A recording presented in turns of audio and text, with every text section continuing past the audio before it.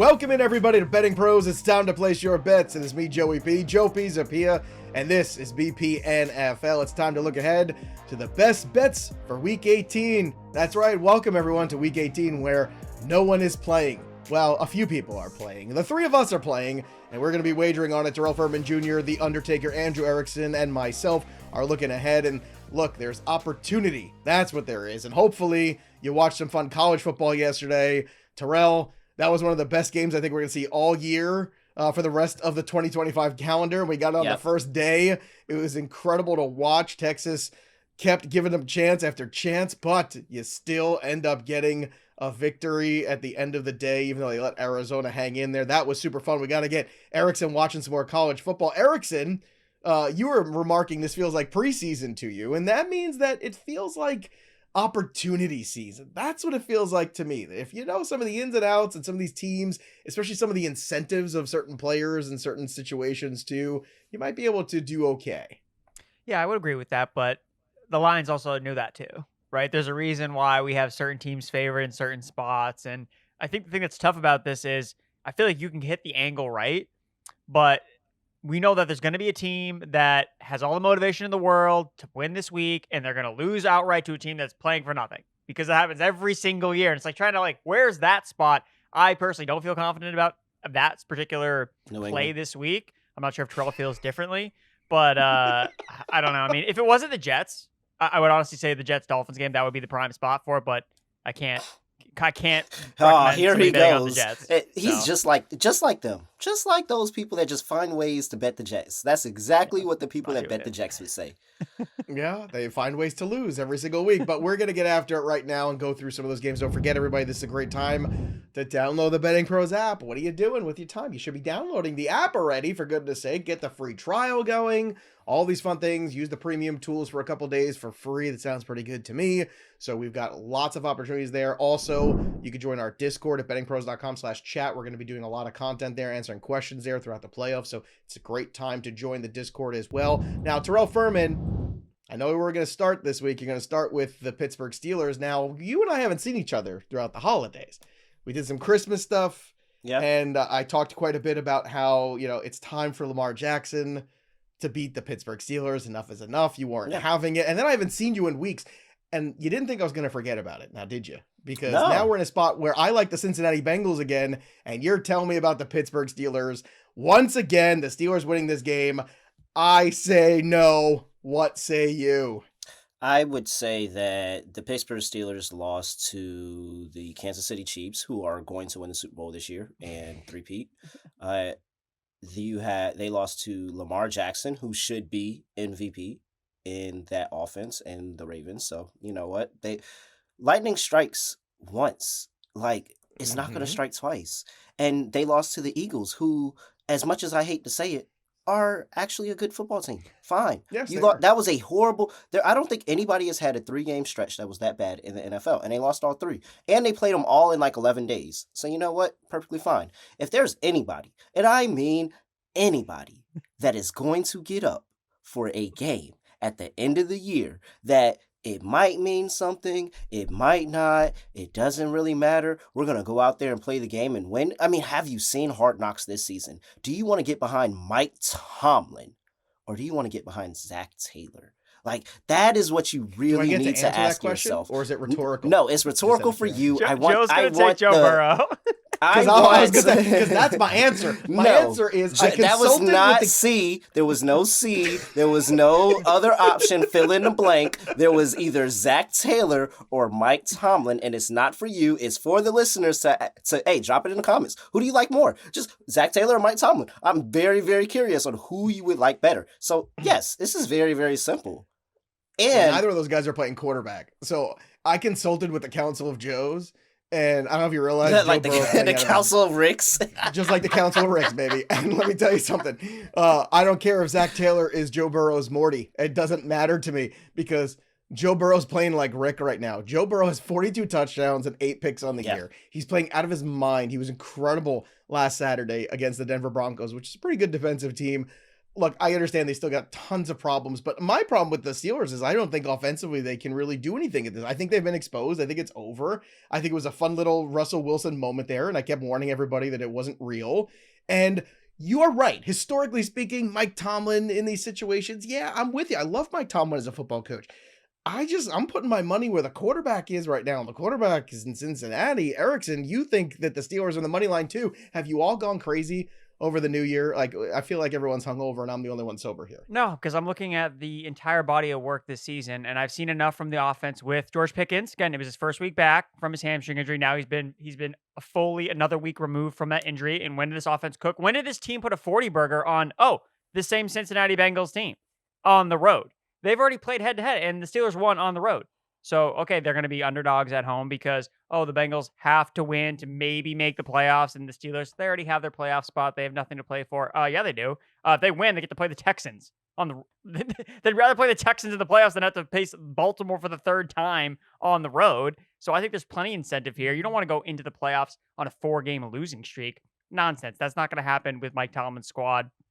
Again, historically speaking, Steelers, home underdogs. This is a spot that you want to back the Pittsburgh Steelers. And the thing I want to point out, too, about Burrow and this amazing season, goes back to preseason analysis, why I like the Bengals a lot as Super Bowl players, as Joe Burrow MVP. They had the easiest schedule in the NFL. There's a reason why we've looked up every single week, and the Bengals have been like touchdown favorites every single week that they've played. Yeah. This team has not played well against AFC North. When they've had divisional games, this is where they've gone short. Look at Joe Burrow's record in the AFC North. I'm pulling it right now. 9-14 against divisional opponents. 28-16-1 in non-divisional contests. His numbers dip in divisional matchups against his AFC North opponents. So, yeah, they've beaten crappy teams all year long. He's thrown amazing touchdowns on crappy teams all year long. This is not a crappy team, in my opinion. Steelers at home, +1.5 on the money line. Yes, give it to me all day. Let's go. I think Cincinnati has everything to play. If they don't win, it's over. You've got everything. Yes, Pittsburgh can better their stars, without a doubt. But at the end of the day, they're in the playoffs already. And nobody wants to get hurt. And I'm telling you, Cincinnati's got everything to play for. This is all on the line. And Joe Burrow is playing some of the best football I've seen a quarterback play in a while. He's just looked so damn good, but we'll have to disagree. So that defense isn't playing some of the best football that I've seen in a while. Yeah, but at this place, because Buffalo's defense is great. They keep winning games too. They give up 90 points in back-to-back weeks between the Rams and the Detroit Lions, and we're supposed to anoint the Buffalo Bills as the champions of the world too. I mean, like, the Detroit Lions have a pretty good offense. There's a couple teams that play good defense. You can count them on one hand pretty much. Which is why I said the Kansas City Chiefs are going to win the Super Bowl again, and everybody's going to be upset about it. And I'm going to tell you all, like I've been telling you for years, that Patrick Mahomes is the greatest quarterback of all time. Like there is no, he's all time, of all time. I don't care. I'm sitting here with two Pats fans. He's the greatest quarterback of all time, and he's about to get a three-peat. And if he gets a 3P, he's still not the greatest quarterback of all time. He still needs that longevity. He's the greatest quarterback. We're going to get into look, that's a whole argument for another podcast. And then another ring happens, and then another ring happens. Look, see, this is the problem. You had me agreeing with you that, yes, because I have all the preseason shares of the Kansas City Chiefs versus the Lions. Kansas City Chiefs win the Super Bowl. Kansas City Chiefs get you. See, it's like we're so close to holding hands, and then you go and say something like he's the greatest quarterback ever, and then we're gone again. I just want to hang out with you. Nope. Can I just come over and play a little Super Nintendo and just be cool for it? Hey, when you join the club, you can absolutely. All right. Well, let's get to the next game here. Raiders. Right now, you are on this week. They are going to be heading out against the Los Angeles Chargers. They are at home against the Chargers this week. Right now, the number is +5, +4.5 in some other spots. And you like the Raiders, so Terrell, let's talk about why. Well, I mean, if you like the Steelers, you have to like the Raiders. Because if the Steelers win, I mean, the Chargers have, at that point, they have nothing to play for. There's nothing to play for the Chargers. And if you tell me that there's some Easton Stick sighting in this game at the end of the season, oh, absolutely. It's the Raiders all day. And I mean, it's going to be the money line play. So I'm just hedging my bets on being right about the Steelers. So, Joe, you should actually love the Chargers in this spot. You should, because They do. if Cincy does win, the Chargers should, you should love it. There's no way that I could put a bet in on the Steelers and not also have the same bet in on the Raiders, because if I get an Easton Stick sighting at the end of the season, it's Raiders all the way. And if I have plus money on that, amazing. Follow me on BettingPros, everybody, for my spite betting of Terrell in Week 18. There's going to be a lot of it. It's going to be fantastic. You're going to love it. Get in while the getting's good here. Erickson, let's go to another game too. The Green Bay Packers, heavy favorites against the Bears. Hopefully somebody can put the Bears out of their misery. They're 10-point favorites in this game already. You're going to be maybe without some pieces getting rested here and there. But at the same time, you have a certain approach to this game that you are really in favor of. Yeah, I like taking the Green Bay Packers at home first half spread, because I don't want to lay 10 points because it's too many for a team that I don't know what the effort level is going to be in the second half of the game. And what do we know about the Bears? That's when they score their points, is all in the second half of games. They don't score points in the first half if they score points at all. I know we didn't see them score a touchdown last week. Maybe that happens again. Maybe it doesn't. But either way, I know that we're going to get the best from the Green Bay Packers offense in the first half of this game after what happened last week. Slow starters only kicked a field goal, and they kept running the football even though they were down by so much, and the comeback was a little bit too late. So I like 6.5 here. That's what the first half spread is for the Packers against the Bears. And this is where I feel most comfortable laying that amount of points. I don't feel comfortable with the 10.5 in a divisional game. Again, the Bears should have beat the Packers last time they played. The Bears should have beat the Packers straight up at home. So did they still have a head coach though last time they played? No, that was after they fired one of their coaches. After they fired him? It was after the OC fire, but they still had a head coach at that time. Now everything's just it's weird, but it's a weird situation. However, all year, Terrell, we've had certainly some good. I see you making some changes here as we're going, so I don't know what's happening live here. So is this next bet? No, I just realized I wanted to move it up because I had it at 4, and there was no reason. I had to just go ahead and piggyback off. All right, of so Erickson let's move it up. Let's talk about the Bears plus 10 right now because Erickson, you said it in the beginning of when we led this off. There's always going to be a team that needs the game and they blow it. How is that not? Jordan Love is a guy that I love as a quarterback, but it is in a roller coaster as your quarterback, betting on him. And it feels like this Bears team, if there was any way they could mess this all up, is by finally figuring it out at the end of the season in this offense being able to move the football, because the defenses look really solid. The offense hasn't been able to do anything. I'm all over the Bears catching this many points and just what I think could be somewhat of a little bit of a letdown of, hey, we know we're about to go in there and beat this Bears team and we're going to handle business and all of that. And the Bears just kind of being what they were earlier in the season against the same Packers team, a really, really annoying gnat at the bar. All right, so maybe the Bears have a little life in them at the end of the season. We shall see. Erickson, let's go to Indianapolis. The Colts are reeling after a loss last week to the Giants. Yes, that's right, the Giants. Terrell, are you reeling from that victory? I would imagine as well. Like, you doing okay? I didn't do a check-in on you after that Giants. So, it was. Next game. No, enough said. Like, I think you've said all that needs to be said about that one. The people know. Yeah. Anything else, Terrell? Is there anything else to add, or that's the silence is deafening. All right, Erickson, let's go to the Jacksonville Jaguars heading into Indianapolis. So look, Indy certainly, I think, with Shane Steichen wants to leave on a high note. You end up getting Joe Flacco last week. Again, it just, everything that went wrong for them just went wrong. This is a season where I had high expectations for the Colts, and I will take the L on that. They really did not live up to what I thought they could be. But what can they be in Week 18 here, and what's the best approach to betting this game? Taking the over. 43.5 points is way too low for two of, I think, the league's worst defenses going head-to-head. We just saw the Colts defense give up a historic performance to Drew Lock as the quarterback of the New York Giants. Historically good. Yes, historically just for the caveat, historically good is what we were getting These at. defenses are so horrible. Both of them, you have this game being played in a dome. And I want to point this out about the Jaguars. So they've scored 30 points or more 3 straight games against Indianapolis Colts. 3 straight games. Doug Peterson knows how to attack this defense, and it doesn't matter who his quarterback is because Mac Jones knows who to get the ball to. His name is Brian Thomas Jr. he's going to have a day, and this game is going to go. I mean, if the Jaguars score 30 points, this game is going way over 43.5 because we know Jacksonville can't stop anybody. So whether it's Richardson, Flacco, I don't really care. I think we're going to get points here. I think that this is way too low. I mean, games in Indianapolis have averaged over 45 points per game. Last 4 Colts games have gone over the total. 9 of the last 12 Colts games as favorites have gone over the total. So I love the over in this game. I think it's way too low at 43.5, especially we don't have to worry about weather. That's always a concern this now time of year. January, there's rain, there's wind, there's guys with motivation. We don't know. These teams are both out of it, but we have coaches potentially coaching for their job. So offensively, Doug Peterson and Shane Steichen want to put the best tape out there. Like, hey, my offense can still cook, and they're going to expose these terrible defenses. So I like the over. I love that take. I think you're going to look at a lot of overs. Just a reminder to everybody, too, Week 18 gets a little crazy because defensive players already have their plane tickets booked. They're done. They don't want to tackle anybody anymore. And I don't blame them either, some of these teams. So I love this pick. This number is absurdly low, in my opinion. I think this is absolutely one of the best numbers on the board. Well done, Andrew Erickson. Drew Lock.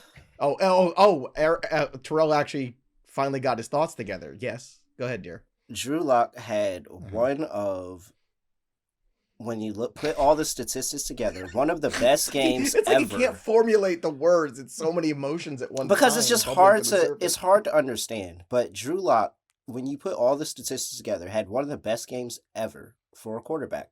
And he is in a category that houses Hall of Famers and Lamar Jackson and Drew Lock now.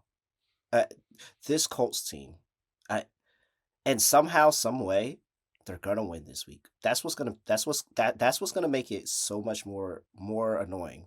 It's the only thing that is more annoying than that Giants win is how I went out in the fantasy playoffs this season. That's literally the only more annoying thing. And if I could just do a quick segue to vent to my co-host here, because it was horrible, because I'm in 2 leagues, a home league and a dynasty league, and I was dominating both leagues. And I get to the semifinal round in the home league and I lose 88 points. Nothing good at all.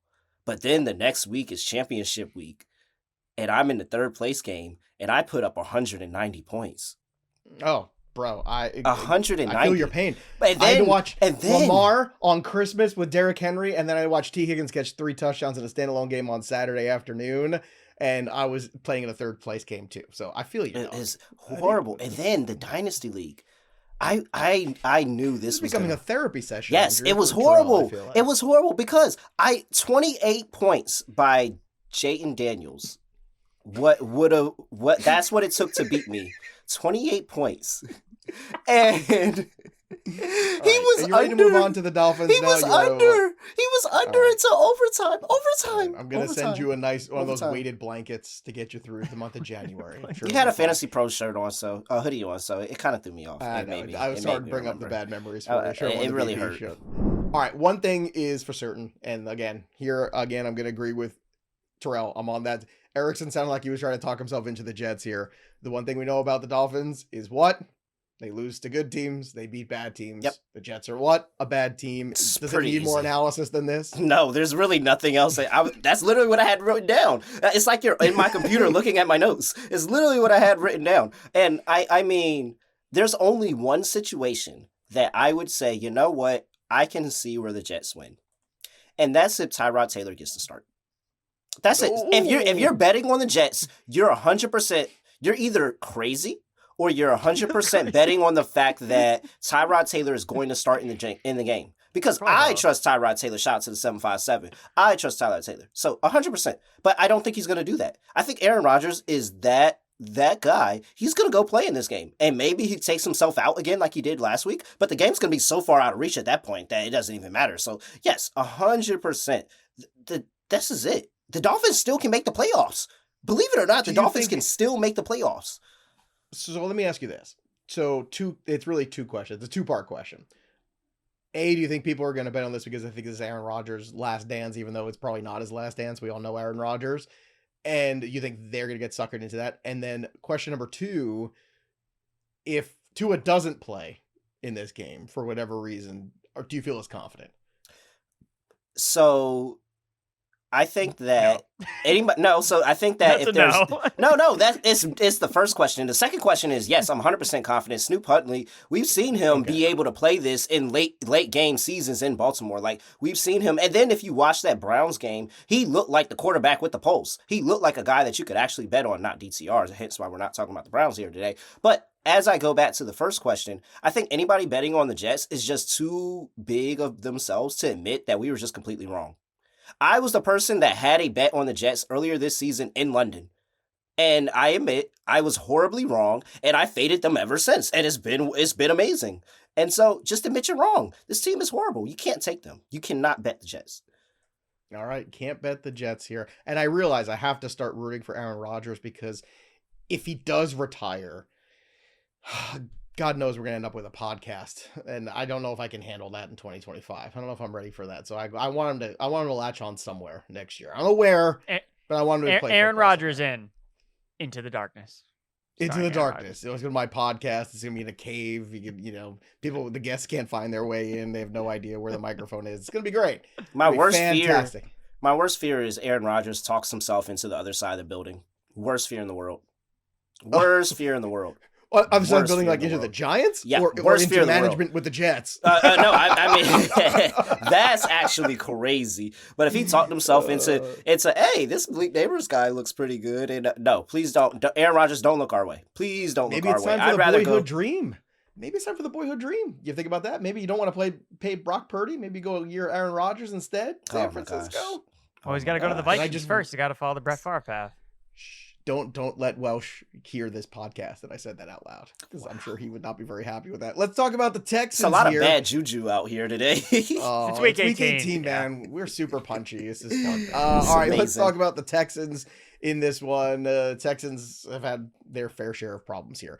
They are going to be on the road against the Tennessee Titans. This game right now, you got +2 in some spots, +1 in some others on the Tennessee side. So the line really does vary.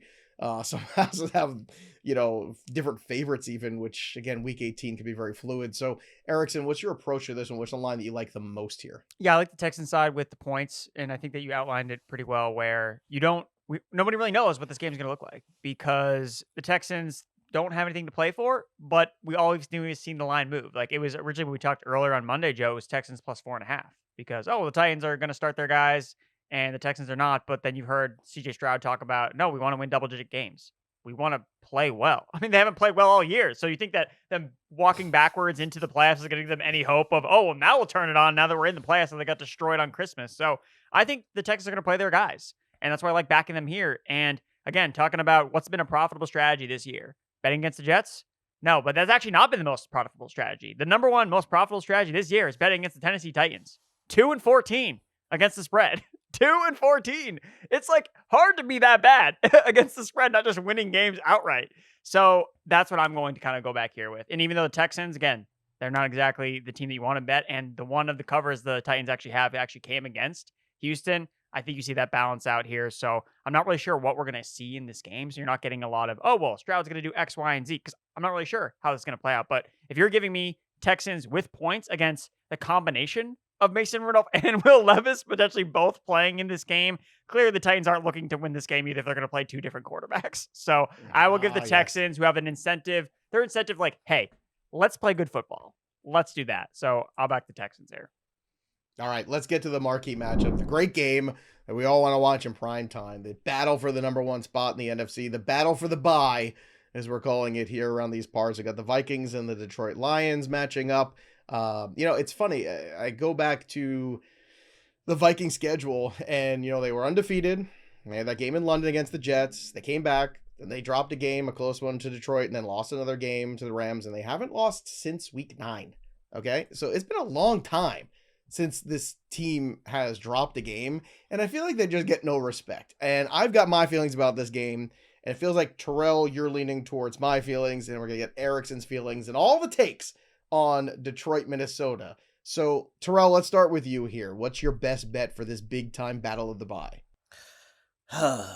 As much as I really, really think there's something wrong here in Minnesota, this is a perfect spot for them, man.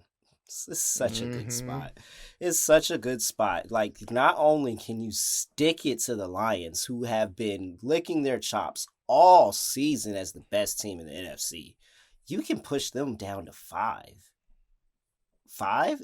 It's 5, right? Yeah, they go down to 5 with this season. And it's because you just kind of nickel and dime your way each and every time. They talk about all these one-score games Kevin O'Connell wins, and then you realize, like, oh man, so many of those times in those games they had a 3-score lead, like they did up 17 points recently, and then blew it, and then now they won a 1-score game, and it looks like, oh, he did it in a 1-score game. Like, no. Oh, it's so annoying that I have to back this Vikings team, but this defense is very concerning of the Detroit Lions. I think they're really, really beat up, and I just don't know how they're going to be able to cover 2 number 1 receivers in Jordan Addison and Justin Jefferson. Like I have no idea how to do it. Jordan Addison is probably demolishing records somewhere for another team if he's the only guy there. That's how good he is. And then you add TJ Hawkinson. You have all the weapons around Sam Darnold, and they can push the ball. I don't know if Jared Goff, second time around against Brian Flores, is going to be able to win that shootout. So I like the Vikings. I think they get it done. I liked everything you said except the Jordan Addison thing. Like, Jordan Addison benefits a lot from Justin Jefferson being on the other side of the field. Come on. Yeah, man. you say that until he goes to another team and does the exact same thing. Like, That's when you fine. look at, when you watch when Jefferson was hurt when you last watch year, how I he remember runs his sometimes, too, routes, where I was, when you remember watch how he Addison's runs his productivity? routes, when you watch how he runs his Jefferson route, allowed. when you watch him against competition, despite whoever it is, the number 1, number 2, whoever it is, he's always really, really good. And he's been that. He was the first player of the NIL era. When he left Pitt and went over to USC, he was the first player of the NIL era, and it was because he was that good. It just so happens he went to another team with the alpha at wide receiver. If he was anywhere else, he would still be this good. All right, Erickson, Minnesota, Detroit. What's your approach to this game?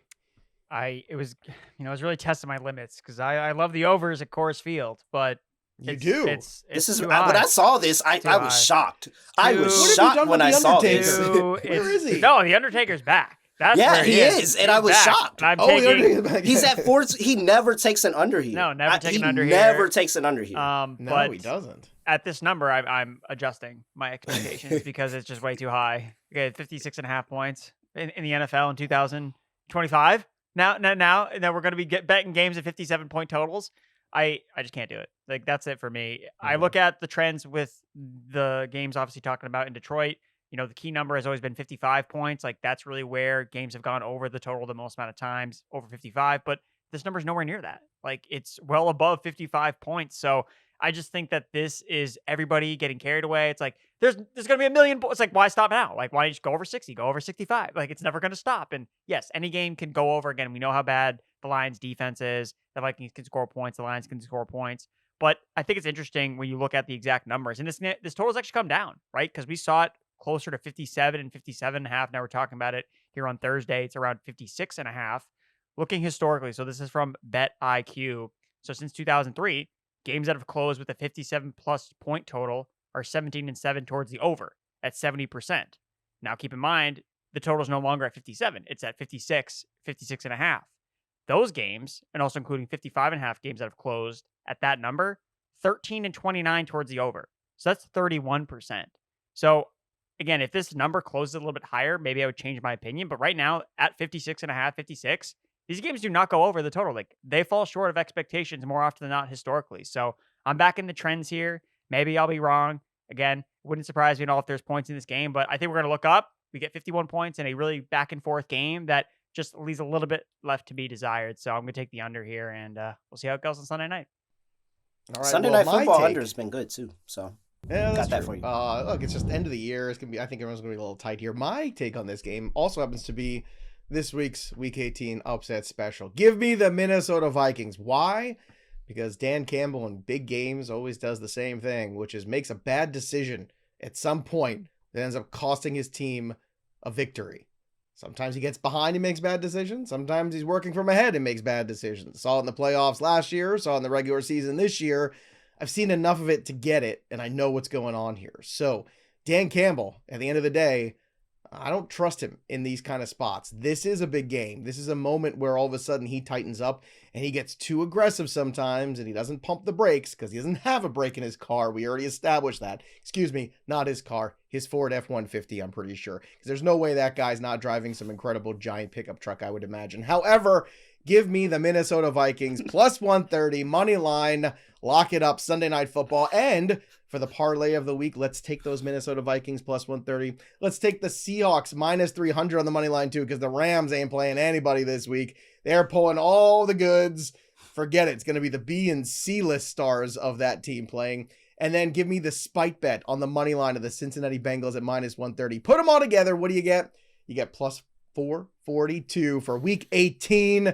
That's the way I'm approaching week 18. So let's get after it, everybody. It's been a fun season with the boys, but don't worry, kids. We're not going anywhere. We're going to be here throughout the NFL playoffs together. I know Terrell's got more college stuff, more NBA stuff. We're going to be doing NFL draft stuff before you know it. Matt Peralt, myself, Andrew Erickson going to be doing some live streams next week for the wild card round. So a lot of good things. We're not going anywhere. Even though the regular season's ending, we've got a lot of football just beginning. So make sure you subscribe to the podcast wherever you get your pods for Betting Pros. And of course, subscribe to the YouTube channel and ring the bell till it goes ding for notifications so you don't miss any of those live streams because they're going to pop up in the afternoons. And you can say, oh, I missed the live stream. I wish I was there to talk with the guys, and we wish you were there too. So be with us instead. Ring the bell. Subscribe to the channel. Drop your comments below, especially if they're about Joe Burrow and the Council of Joes. That'll do it for us for week 18. Have a great one, everybody. That'll do it for us, but the story of the game goes on. For Terrell Furman Jr. and The Undertaker, Andrew Erickson, I'm Joey P. We'll see you next time, kids.